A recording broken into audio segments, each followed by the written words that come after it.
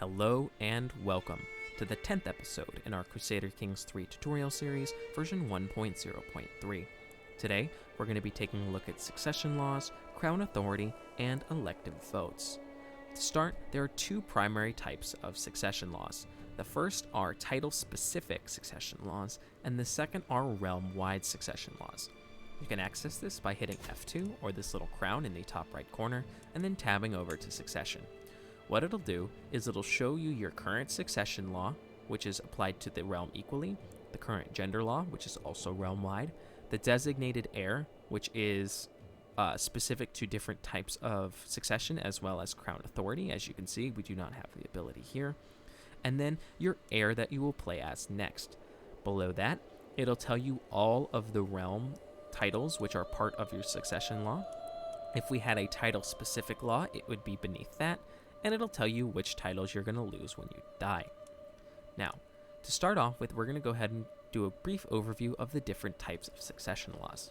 If we go ahead and open up this here, you're going to see that we have Confederate Partition. What this means, as you can see here, is all children inherit equally.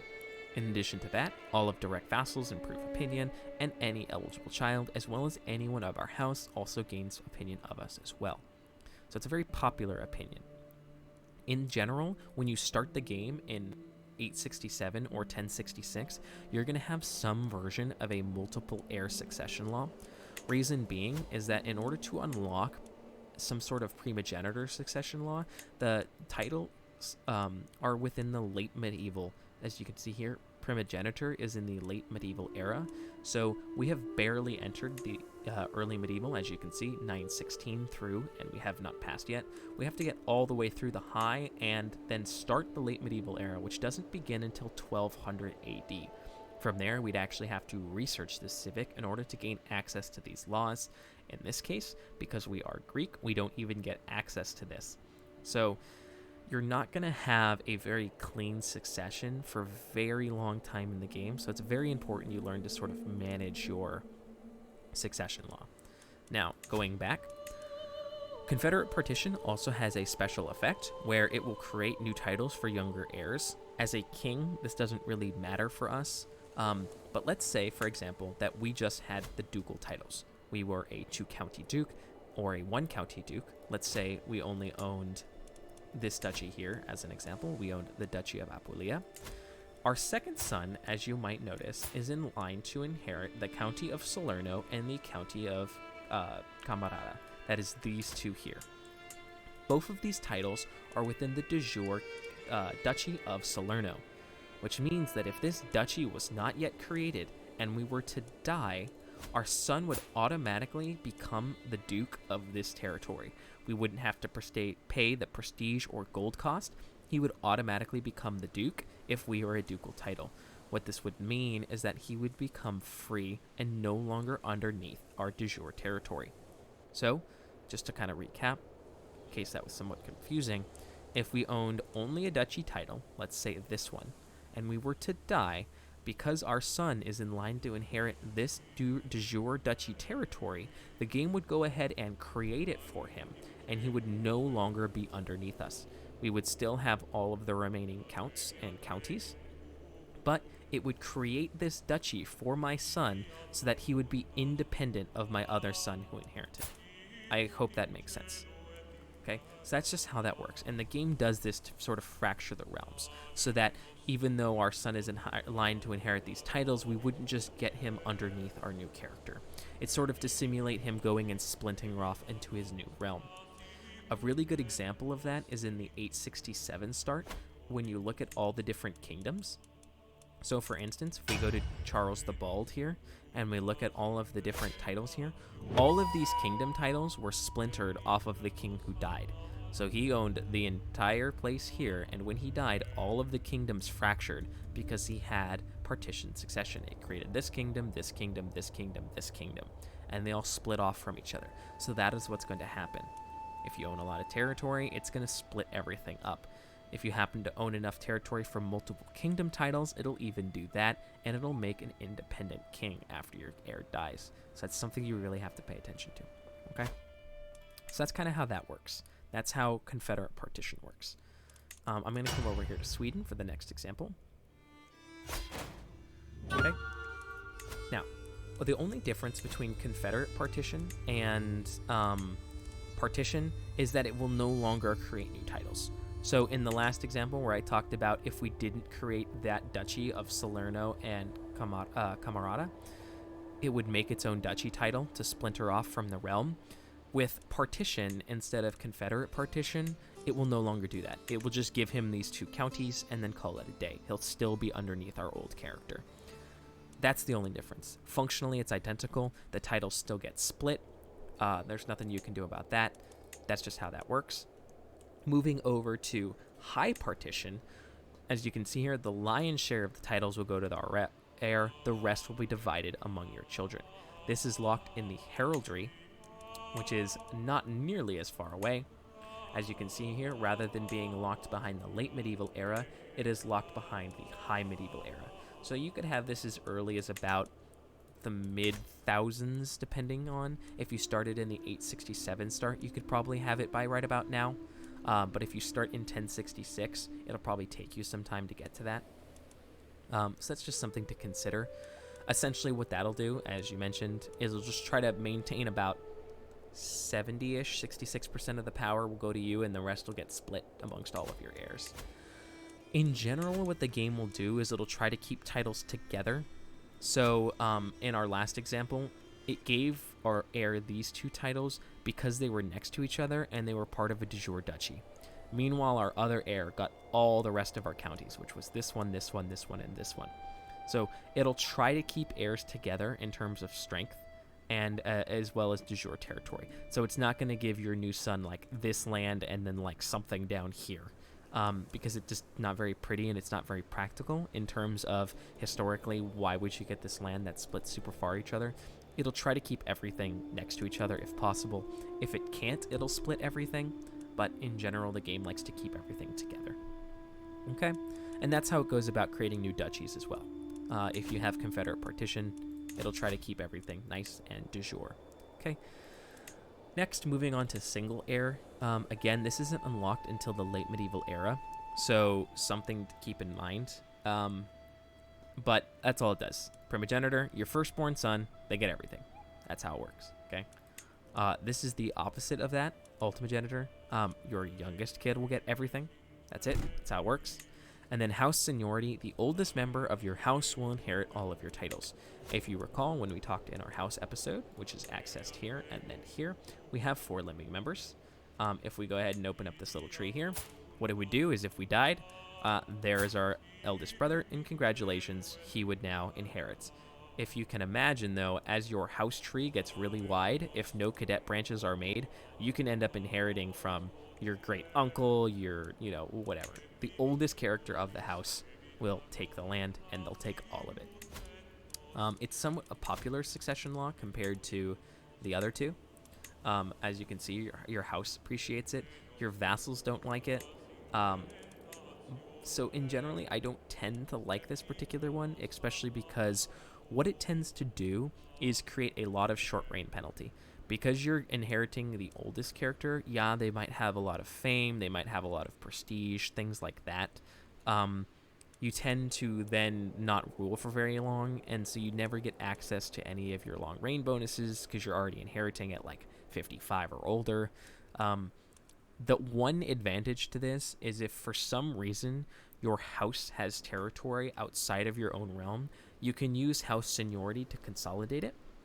So, for example, let's just say Denmark was owned by our uncle or something, and he was 47 years old, like this character is. If we were to turn on house succession, and again, he was part of our house, and we were to die, all of a sudden we'd be playing as this character who now owns all of Denmark and all of Sweden. So that is the only thing that house seniority succession is really useful for. It's consolidating realms over time. But again, that's sort of a niche case, given that it has to be that your house owns, both of these and that this character is older. If you let it run long enough, it'll ultimately always end up combining your territories. Eventually, it'll do it. But that's about the only niche that particular succession law really has over any of these. These are the cleanest, with no opinion penalties, really. Again, you don't have to worry about realm splintering. Confederate Partition is the most dangerous, again, especially if you're a Duke level character, because it will often grant freedom to any children that inherit. And then Past Partition is the somewhat safer version of Confederate. High Partition is the even safer version of Confederate, okay? So that's basically how that works. In addition to that, as you can see here, we touched on this a bit in the past as well, but you need any and all of your powerful vassals to like you and approve of your condition in order to change succession law. They will not let you do it, so you have to keep all of these people happy. For instance, he thinks Catholicism is evil. He is zealous. He demands this county, which we could fix, but it might be difficult to get this man to really appreciate us and allow us to change the succession law in our lifetime, or his lifetime, depending on how you want to do things, as mentioned in our scheme video. So, next, gender laws.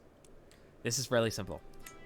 All of the information will be located here. These are very good tooltips. I'm not going to go over all of these. Essentially, the farther to the right you go, the more women become empowered.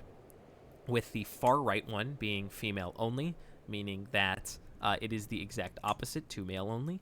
Most starts will start with either male preference or male only. For instance, the Muslim characters start with male only. All the Christians start with male preference.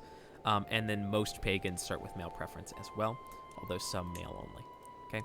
Equal, you not only need high crown authority, but you need specific doctrines. So your faith needs to allow you to have equal succession for females. We do not have that as Catholicism. Okay. It is physically impossible for us to do an equal cognatic law. We'd need to either create a new faith or be a different religion altogether. There's just no way for us to do this. Male dominated is this thing here. Enables laws, male only, and male preference. There's nothing you can do about it. No amount of technology will change your ability to change this off of male preference. It's just how it works. If you want to have equal females or female preference, you're going to have to create your own faith, or you're going to have to reform a pagan religion to allow it. That's your only way out. Okay? So, now that we've touched on the succession law and touched on the gender law, let's go ahead and touch on crown authority. As you saw, specific rules, i.e. hard partition, requires limited crown authority, as an example.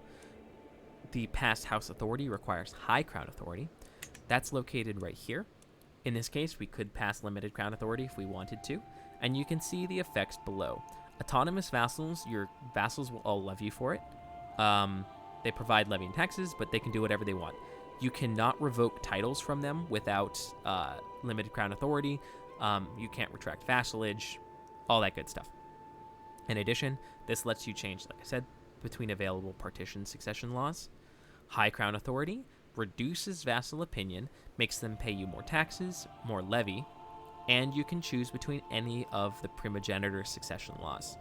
In addition to that, vassals cannot declare war on each other unless they are using a favor on you.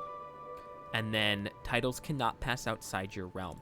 So let's say that this man right here, his heir would happen to be this high chieftain right here.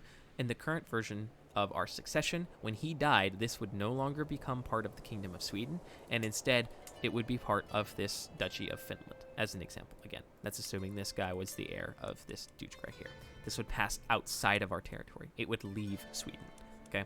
With the high crown authority, that would no longer happen. If there was no eligible heir within the kingdom, it would simply pass back to us. So it won't let it leave the realm, okay? Then, in addition to that, vassals who refuse title revocation or retraction are criminals, all this good stuff here. So essentially, I don't want to go through everything in absolute, but the farther right you go, the less vassals like it, but the more control you get over all of your realm and realm stability. So once high crown authority is passed, the reason you might want to go with high crown authority, not in addition to the succession laws, is it prevents vassals from really gaining strength. Because if all of your duke level titles, let's say you've made your borders all pretty, you've made your perfect kingdom, everybody owns all of the own de jure territory that they're supposed to, all the borders are nice and crisp and beautiful, the vassals can mess that up. They can declare war on each other, they can fabricate claims, and then all of a sudden you have a duke that owns like land down here and then some random province over there. So if you really like making your borders all pretty, that might be something to consider.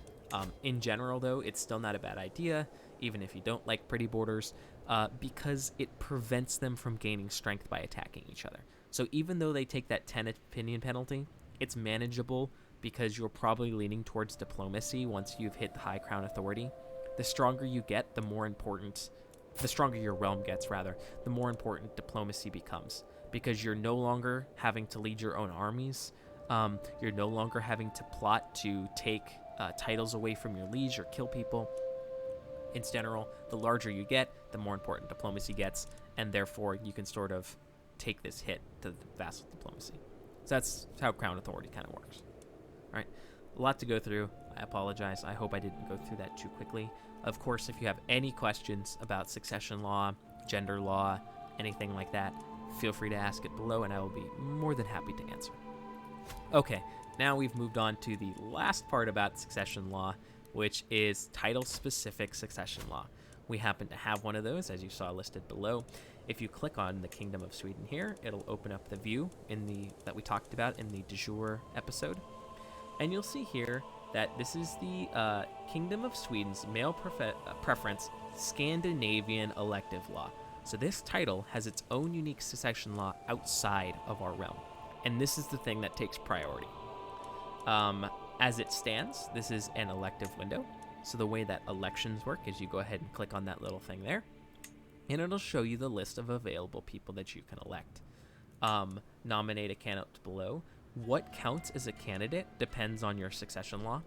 In this case, we can nominate an heir amongst any extended family and any available claimants. This means that under this succession law, unless a vassal has a claim to your territory for some reason, you're always going to be able to keep it within your dynasty, which is quite nice. As you can see here, our mother, our uncle, all this good stuff, right? So then, on top of that, it's going to show that you can go ahead and cast your vote. And if you do so, the total score of this candidate is now 24.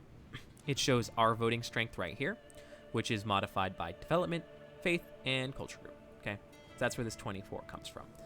I don't exactly know how it gets to these particular numbers. Just know that the better development you have, the more ferocious faith you have, that's sort of how you get it. Okay, if they're outside your culture group or outside your faith, they'll take a penalty.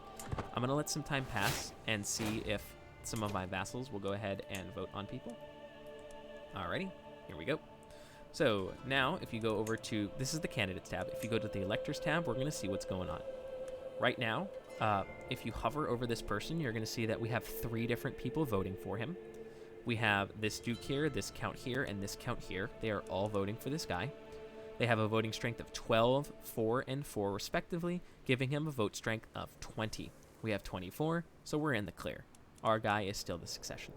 Okay, this character is how many people is this? 1, 2, 3, 4, 5. These 5 people are all nominating our heir as well. You can hover over it, and as you can see, our heir highlights, so you can tell. We gain 13, 1, 7, 5, so on. Next to the number of strength, it'll show why they're voting for someone else. So score is just a flat, depending on their strength modifier, that's that score. Then addition, the title, the claim, all that good stuff. This lustful likes gregarious, trusting likes trusting thing is just based on of their traits. So because she's trusting, she likes the fact she's trusting. In addition to that, I trust the judgment of a ruler I like. Gives us plus 10. That's because they have a high enough opinion of us. As their opinion of you goes up, this plus 10 will actually increase, and you can get it higher than that. So if someone really loves you, they'll take you a like. This guy has the exact opposite. He dislikes us, so we get minus 10. Okay? So if you're ever curious about what's going on, you can always just take a look at the list here. All right. Next, now we can talk about forcing votes. Forcing votes just means if you have a usable hook on somebody, you can make them vote for you for 5 years. That's all it is. So if you want to fabricate some secrets, if you want to, find secrets with your spy master, whatever you want, just know that it only passes for 5 years. So it doesn't last forever. You can use it when you're old. If you want to get really meta, you can go ahead and go towards learning to learn Know Thyself. When death is natural causes a year away, you will receive a warning. So you could use that if you wanted to like really know when you need to call in that hook to get that extra vote. Things like that. If you become maimed from battle and all of a sudden you are, missing, all 4 of your limbs and, dying of pneumonia, that might be a good time to call in the favor. Things like that. And that's basically how succession works. It's similar in the same way to the Holy Roman Empire, which is also an elective succession. If we go ahead and go over to here, click on the Holy Roman Empire, and as you can see, they also have an elected. As mentioned, this changes what becomes eligible. They have a princely elective rather than a Scandinavian one, which applies all this stuff, and they can nominate different characters. They can actually nominate rulers below them instead of dynasty members, so they can just outright take the Holy Roman Empire from you. So it's dangerous when you have this sort of succession law.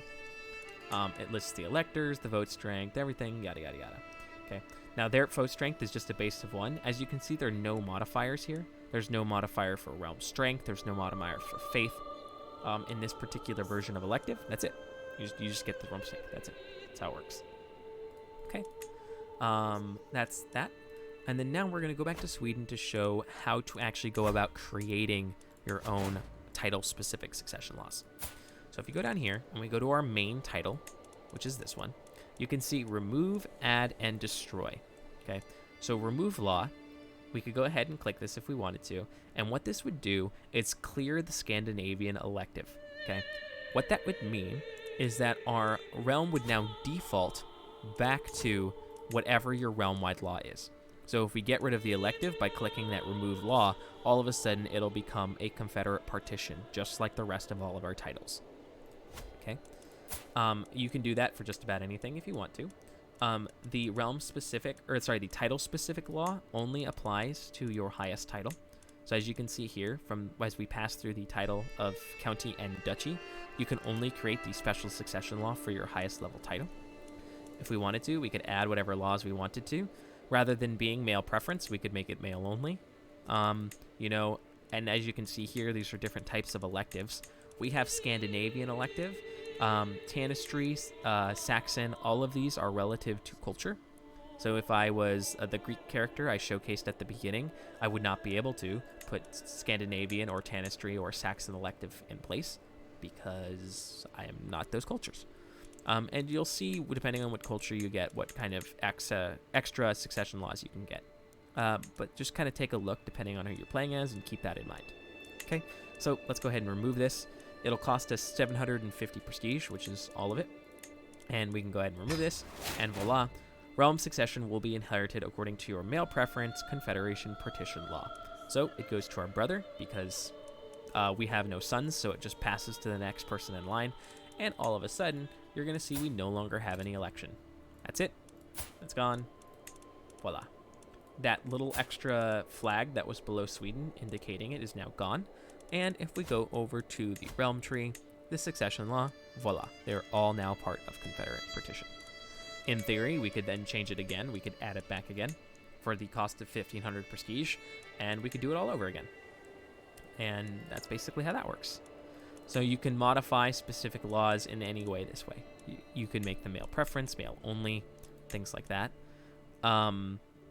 As you can see here, to modify to male preference, we would need High Crown Authority. You can kind of hover over as you start playing the game and see what you need to do. But that's how that works. Again, title-specific inheritance law, realm-wide inheritance law. This applies to all of your titles and all of your lower titles. And if specifically you want to create a fancy one for your highest level title, you can do so. But all of your remaining lower titles will still abide by whatever your realm-wide law is. So no matter what you change this thing to, these titles all still apply with this. Okay? I hope that makes sense. It can get a little complicated. And again, if you have any questions, feel free to ask them below. As always, thank you so much for watching, and I will see you in the next one.